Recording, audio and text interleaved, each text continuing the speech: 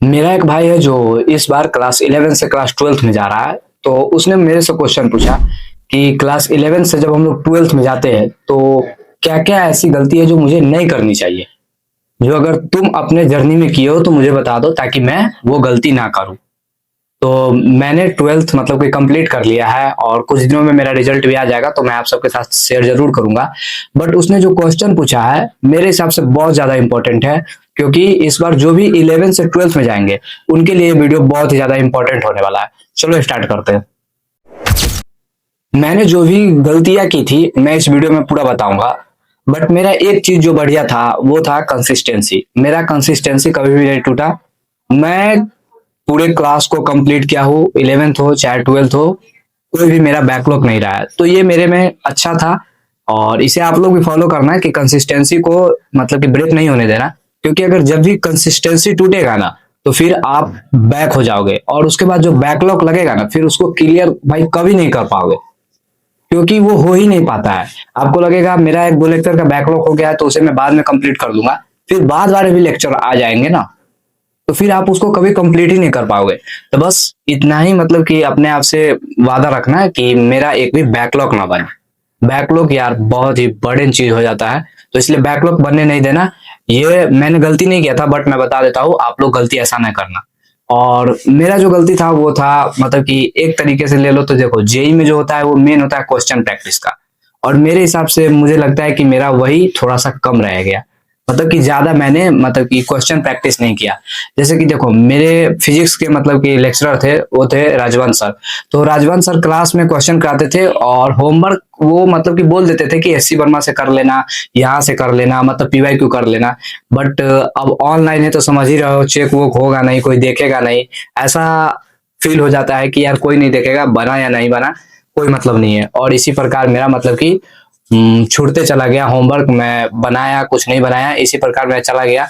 बाकी मैथ्स में अगर मेरे क्लास में तो मतलब कि आ, आशीष अग्रवाल सर थे, तो वो आपको रोज होमवर्क देंगे और आपको बनाना पड़ेगा, क्योंकि वो सर बोलते हैं कि आपको बनाकर टेलीग्राम पे सेंड भी करना है। तो उसमें आप लोग का कंसिस्टेंसी ब्रेक होना असंभव है।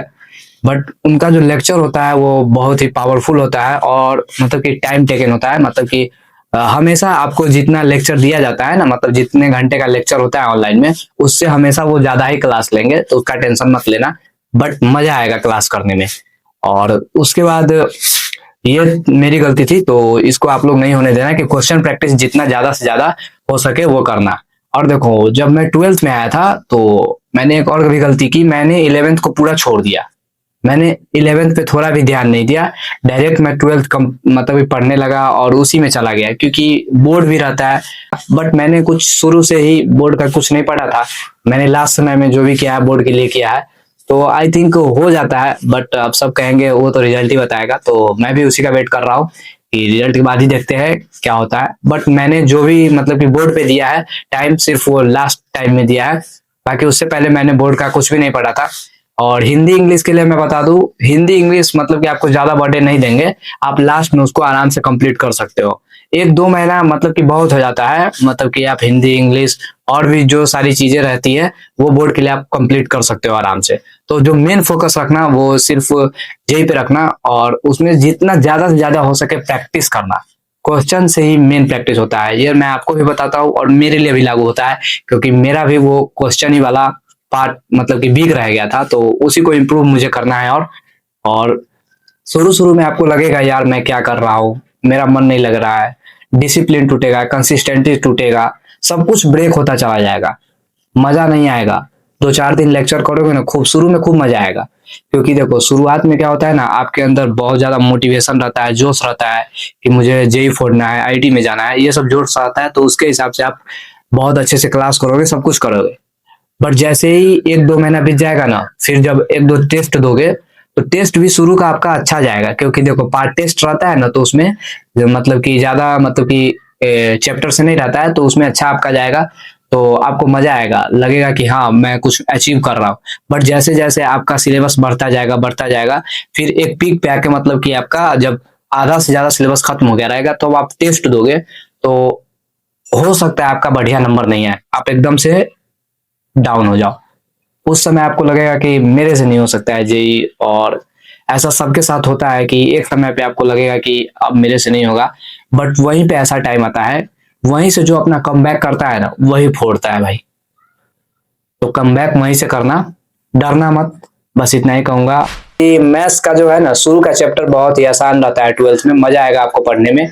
और जैसे सर लोग मतलब कि गाइड करेंगे ना उसी पे जाना, सर को आराम से फॉलो करो, जितने भी टीचर्स आपके बैच में दिए जाते हैं उसको फॉलो करो, बाकी सब कुछ कंप्लीट हो जाएगा। अगर और कोई डाउट रह गया हो, और मुझे नहीं लगता है इसके अलावा मैंने अपने जर्नी में कोई गलती किया था, हो सकता है ये भी कि मतलब कि मेरा जो पढ़ने का पहले पैटर्न था वो अलग था, मतलब कि मेरे पास ये जो सेटअप देख रहे हो अभी पढ़ने का, मेरे पास ये जो सब है ये सब पहले नहीं था, तो हो सकता है कि और भी ज्यादा मैं इम्प्रूव करूं, क्योंकि सेटअप नहीं रहता है तो मेरे हिसाब से पढ़ाई पे मतलब कि पढ़ाई के सेटअप पे खर्चा करना चाहिए। मतलब कि अगर आपके पास एक चेयर हो बढ़िया, आपके पास एक टेबल हो पढ़ने वाला, तो मजा आता है पढ़ने में, एक फीलिंग अंदर से आता है कि हाँ मैं कोटा में रह के पढ़ रहा हूँ।